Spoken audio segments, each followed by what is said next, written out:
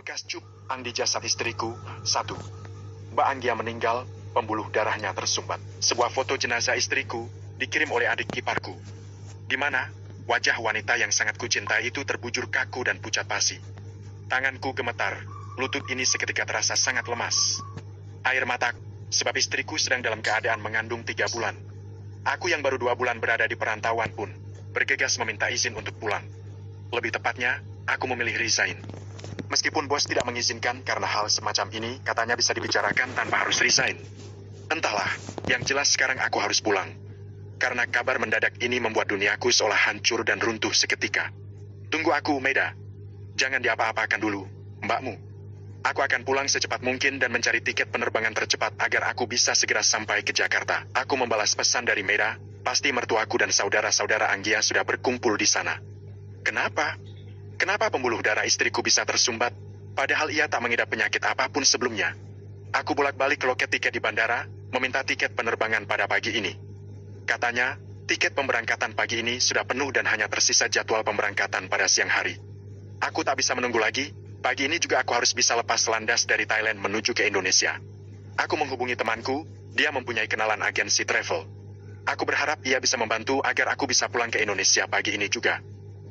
Ada sih, tapi bayarannya 2 kali lipat. Kamu mau? Tanya temanku, aku mengiyakan perkataannya. Berapapun harganya, Ayar.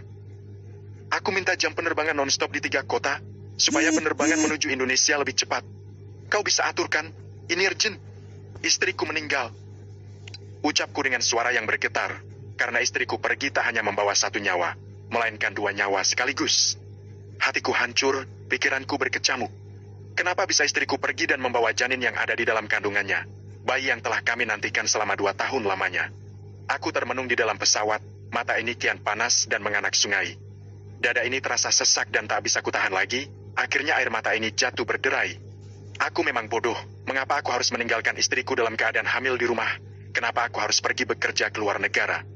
Hanya karena ingin menabung untuk biaya lahiran saja. Padahal, aku bisa bekerja di Indonesia, meski gajinya tidak sebesar di luar Thailand. Dada ini semakin sesak. Aku merasa terhimpit oleh beban berat yang menekan dada ini sehingga rasanya begitu sakit. Kehilangan seseorang yang paling kucintai, serta janin yang selama ini kami nanti untuk ia hadir ke dunia ini. Aku menunduk ke bawah, bahu ini bergetar sangat hebat. Aku terisak, dan tak aku pedulikan bagaimana tatapan aneh orang-orang di pesawat menatap aku yang kini tengah menangis. Setelah beberapa jam perjalanan udara, akhirnya aku sampai di Bandara Soekarno-Hatta. Aku memilih penerbangan tanpa transit agar perjalananku lebih cepat dari biasanya. Dan semua itu sudah diatur oleh temanku. Segera aku menggulir ponsel, membuka aplikasi ojek online lalu memesannya. Menunggu sekitar belasan menit, ojek yang kupesan datang. Aku bergegas naik dan meminta driver ojek segera melaju ke alamat yang aku sebutkan. Namun, perjalanan menuju pulang tak semulus yang aku bayangkan. Aku harus terjebak macet di lampu merah dan menunggu jalanan lengang kurang lebih 30 menit lamanya. Waktu semakin terulur saja, sementara pihak keluarga sudah tak bisa menunggu lagi. Mas, kalau masih lama kami akan memandikan jenazah Mbak Anggia sekarang. Ini sudah berjam-jam kami menunggu, tidak mungkin jenazahnya dibiarkan begitu saja. Maida mengirim pesan lagi, jantungku semakin berpacu dengan cepat. Bersabarlah. Aku masih di perjalanan pulang. Ku balas sebisa mungkin, semoga saja mereka mau menunggu. Pak, apa bisa kita lewat jalur lain? Saya harus segera sampai di rumah. Saya ingin menemui jenazah istri saya untuk yang terakhir kalinya.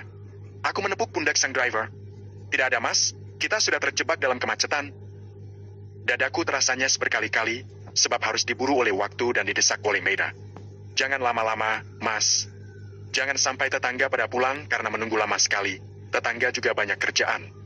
Kalau nungguin kamu terus tapi nggak datang-datang yang ada para tetangga pada pulang. Hah, nafasku semakin terasa berat. Kenapa Maida seolah memaksa dan ingin sekali menyelesaikan jenazah istriku sebelum aku datang? Tolong, sabarlah sebentar.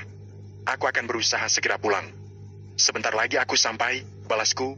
Aku tak mengerti kenapa ia sangat memaksa. Aku hanya meminta waktu sedikit, apakah mereka tak bisa menunggu barang sebentar saja? Aku juga suaminya, aku berhak bertemu dengan istriku untuk yang terakhir kalinya. Setelah menghadapi banyaknya drama di perjalanan, akhirnya aku sampai di halaman rumah. Bendera kuning berkibar di depan halaman rumah, membuat mata ini terasa panas dan mataku perlahan mengabur karena terhalang bulir bening yang tiba-tiba saja lolos dari pelupuk. Setelah membayar ongkor jalan, aku segera berlari masuk ke dalam rumah. Kusibak kerumunan tetangga yang berdiri di depan. Aku masuk tanpa mengatakan sepatah kata pun. Lututku lemas.